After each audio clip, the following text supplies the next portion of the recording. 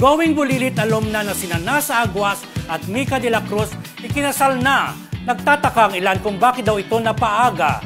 Pero ang ilan inuurot si Alexa Ilacad na dating ka-MU ni Nas.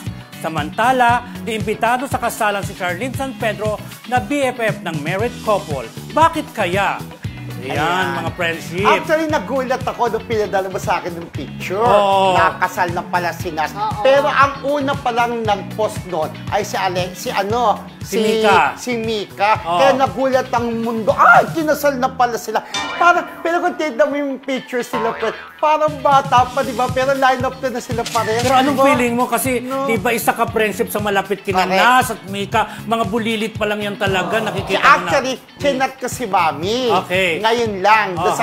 Pero may mga chika-chika po na sinasabi na, syempre chika lang yun, ay sa mga nababasa natin na di umano'y buntis si Mika. Ano bang real sabi score? nila. So ngayon, chinat ko si Mami. Si Mami kasi araw-araw kami nagchat. Sinong Mami? Mami ni Mika. Okay. Si Mami ni Mika. Mami is it true the rumors that she's already she's already pregnant. Di ba foreigner si Mami? Kasi foreigner, siyempre English, di ba? Wala pang sagot. Tinitingnan ko ngayon kung anong isasagot. Kasi yung po ang bali-balita, kaya parang ang bilis daw. Pero nasa right age na naman, si Mika at si Nas, di ba? Nakakatuwa lang kasi nung mga bata pa lang sila, nung parehas pa silang going bulilit days, trust na talaga ni Nas si Mika. Siya talagang gusto niya bago sila naging MU ni Alexa. Ayan. Naalala ko yung diba? Talagang famous line ni Alexa. Nasaktan. In those 13 years, where was I?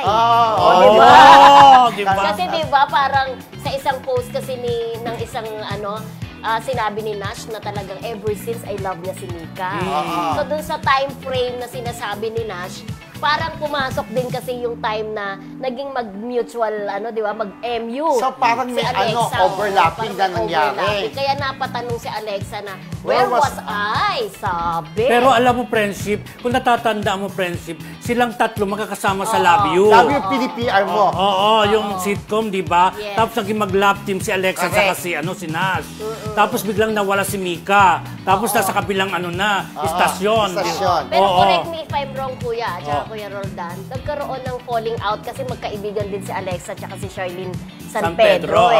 Parang ang nangyari is nagkaroon ng issue na parang kumampi si Charlene kay Nash. Parang nagtampo si Alexa. Natatandaan niyo yung issue na yon, di ba? Pero ano nangyari? Bakit hindi invited umano si Charlene? Pero siguro may ibang lakad si Charlene kasi nag-message si Charlene kinongratulate yung dalawa. Nag-message si Charlene San Pedro. Si Charlene, yung kalaban nila sa Star Circle, kasi mga bata sila. Tapos naging best friend sila. At saka naging magka-love team sila, friendship. Sa isang pelikula, yung Class Something, remember? Magandang pelikula. Napakagandang pelikula, di ba? Yung horror ba yun? Baguhan pa lang dati yung kaibigan natin, si Renchi de Guzman. Di ba doon natin nakilala? Na sinabi sa akin ni mismo ni Nash na nits yung pelikula. Sinas Ikaw mismo, talaga. di ba? Naalala kinenta ko yun?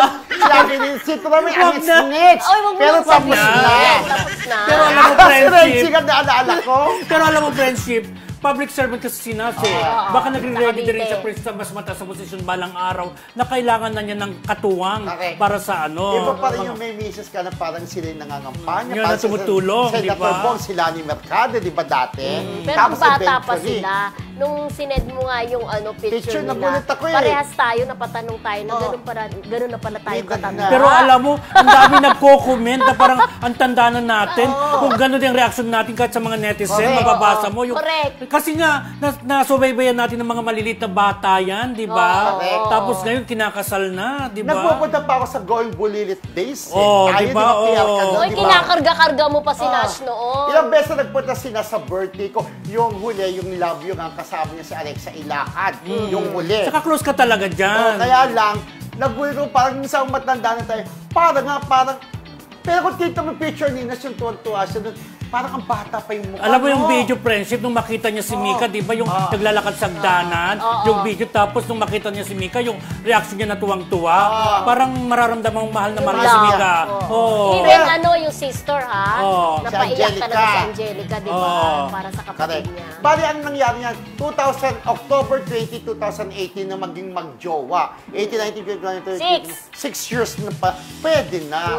Oo, diba? tsaka kung nasa right age na nga, wala namang masama talaga. Kung gusto na nilang magpakasal, baka gusto rin nilang mas maagang magka-baby, mas gusto nilang masubaybay na lumalaki yung mga baby nila na habang bata, di ba? Habang bata pa sila. May mga ganun talaga di ba? Parang barkada na lang nila yung mga anak nila, di ba? Kung isipin mo talaga, si Nas, ang bata-bata pa ngayon, kinasal na. Nagulat nga ako, nauna pa nila Carlo, pero yung kay Carlo parang may nagtanong, sabi, hindi daw yata sumagot. Yung sa inyo, saan? Yung sa inyo, yung presko nyo. Ay, hindi naman friendship. Walang chance. Walang chance. Walang chance. Saka binabawal sa mga ganun. Oo, walang chance. chance. Lang sa Nung, di ba, nung Friday, nagkaroon nga ng, ng announcement para sa seryeng anong title, Friendship? Oo. It's okay not to be okay. Ayun.